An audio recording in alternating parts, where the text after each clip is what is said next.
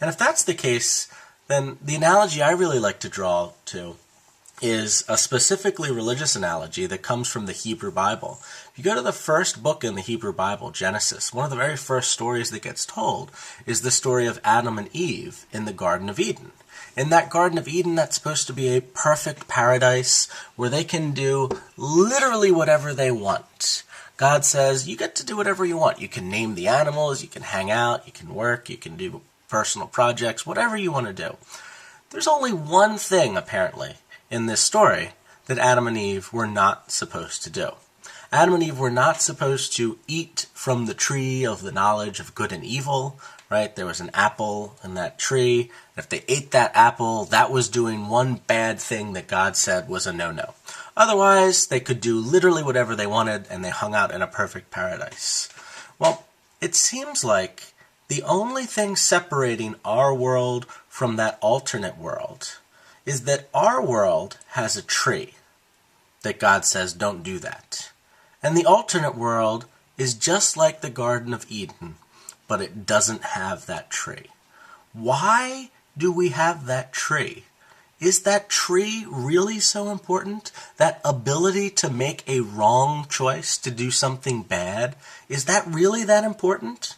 It seems like all the suffering results from that one choice, right, according to that story, and all the badness resulting from it. But if there weren't that tree, yes, we wouldn't have that moral freedom to do any bad things, but we'd be living in a perfect paradise, and we wouldn't be able to do bad at all.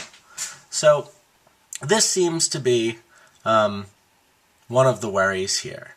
Is that alternate world of no freedom and no suffering really worse than our world? Can we fairly say that our world is better? All right, so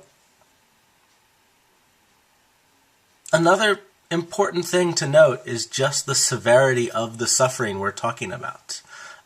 Does freedom really outweigh, even if you think it's a really good thing, all the suffering that comes with it? Think about all the free, awful, horrific choices that humans make. Humans murder each other, we rape each other, we torture each other, there's child abuse, there's arson, there's all sorts of horrific acts that cause tremendous amounts of suffering, all on behalf of our freedom.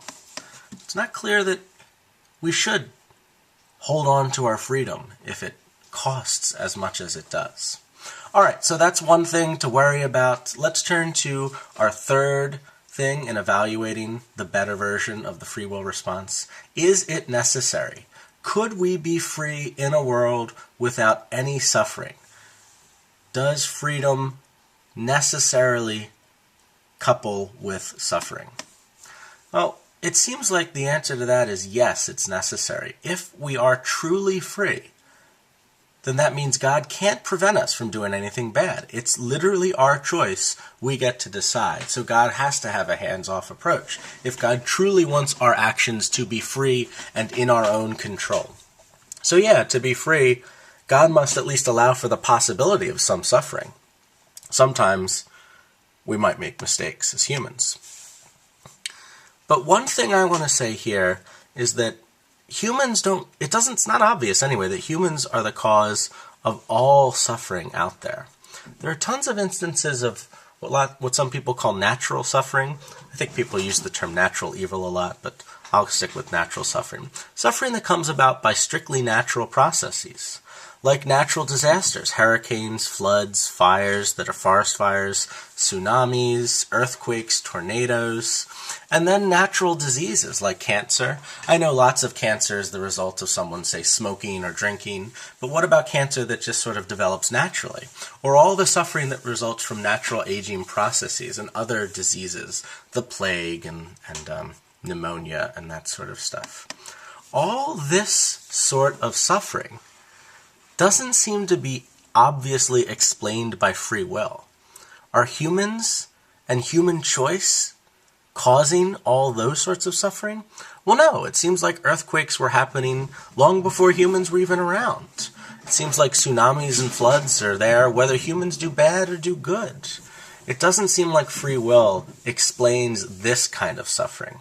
And this leads us to wonder, well, why would God create a world with any natural suffering at all? Why? We've got an explanation that tells us why God would allow humans to cause each other to suffer, and maybe humans to cause animals to suffer. But what about all the suffering that's not caused by humans? This free will response just doesn't seem to address that at all. So just as an overview on the free will response, it seems like on our first two questions, we're left with a little bit of a questionable worries. Is it true? Maybe, maybe not. Is it worth it? Boy, that seems tricky to show, and it seems like a good case can be made for saying it's not worth it. Freedom's not worth this suffering. And is it necessary? Yes, but only to explain some of the suffering. It doesn't seem to explain natural suffering. All right, for the next lecture, we're going to turn to the soul-building response. I'll see you then.